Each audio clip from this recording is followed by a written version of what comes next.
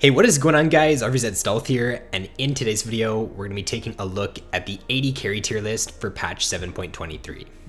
So for 7.23, there's actually not too many AD carries that are really tier 1 and that stand above all the other ADs. So there's only going to be 2 AD carries here that are featured in the tier 1 for this patch. The first one is going to be Miss Fortune. So Miss Fortune has one of the strongest laning phases for any AD right now. You take Summon Airy on her and you also take Scorch, and your laning phase and your poke in the early game is pretty much unmatched by any other AD carry. What makes her early laning phase so strong is her ability to trade in the first few levels without taking any damage in return. It's basically not even a trade because you won't be taking any damage. The fact that you can just poke with your E, it's gonna proc Airy, it's gonna proc Scorch, and you can also start Doran's Ring on Miss Fortune, so your E is gonna deal more damage because it does have an AP ratio. The enemy is just gonna be chunked down super low for the first few levels, and they're just not gonna be able to trade with you. It's so easy as Miss Fortune to just get the lane advantage in the early game, and then if you are paired up with a strong aggressive support like a Leona, the Leona Miss Fortune combo is just way too strong in this patch, and if you play with an aggressive support as Miss Fortune, then the laning phase is pretty much over and you can just completely take over a game. And then the second AD carry in the tier 1 for 7.23 is going to be Ezreal. So Ezreal, he's been a strong pick ever since the introduction of Kleptomancy. That rune on him is just way too strong. You can proc it with your Q in the laning phase, and it just allows him to generate a ton of gold, a ton of resources in the early laning phase, and it allows him to get to his early sheen, to get to his early tier, and he can just have one of the strongest mid-game power spikes for any AD carry. And then Ezreal's laning phase is not even that bad. He doesn't really ever run out of mana in the laning phase, so you can just constantly be throwing out your Qs, and you don't really have to worry too much if you're hitting them, because with the mana flow band and with you getting mana pots in the laning phase from Kleptomancy, it just allows you to stay in lane for however long you want, and you can just constantly keep poking out the enemy and just have a really nice laning phase. And then one thing to mention about the build here on Ezreal, Trinity Force and Iceborne Gauntlet are both doing very well on him in this patch.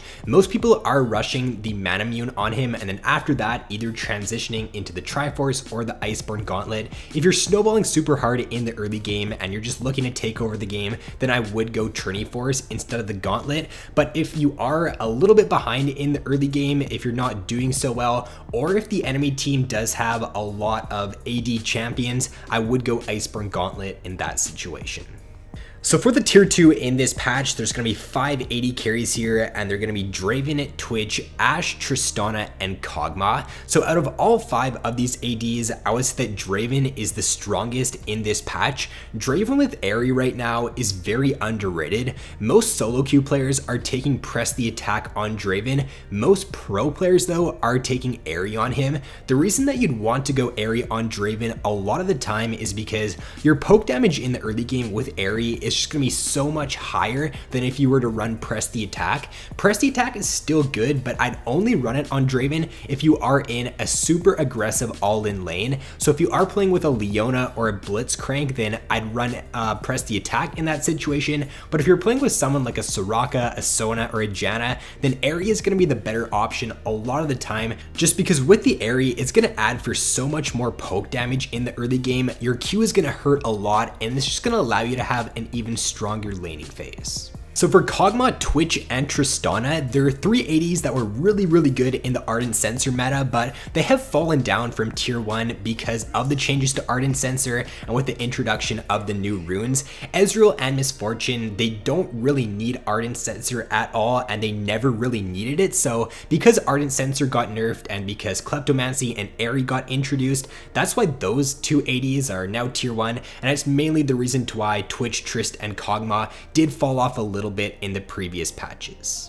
And then as for Ashe, I think this pick is pretty underrated right now as well, because we are more so in an early game meta. Having that CC with your ultimate from Ashe and just being able to use that whenever it's off cooldown almost guarantees that you're going to pick up a kill every single time you use it. So once you get that first kill, you can keep snowballing, you can transition that into more items, and snowballing in this patch is a lot easier. You're going to be able to do a lot more with your lead because we're not in that Ardent Censer meta anymore, so it's a lot easier for these AD carries like Ashe to take a lead in the early game and roll with it. And then to round out the video, the tier 3 champions for this patch are just pretty much going to be the rest of the ADs. So Vayne, Varus, Xayah, Sivir, Kalista, Jinx, Lucian, Caitlyn, and Corki. So most of these ADs here are pretty average in this patch. I wouldn't say that any of them are just really strong, but I don't really feel like any of them are super weak either. The only ADs that I was debating moving down from tier 3 down to tier 4 were Caitlyn and Lucian. I feel like those two ADs just feel pretty underwhelming in this patch and they don't feel super strong. But a lot of these other AD carries like Kalista, I feel like if you can play Kalista to a decent level, then because the early game is a little bit more important now, you can look to snowball and just look to use your lead in the early game and transition that a lot better if you know what you're doing on Kalista.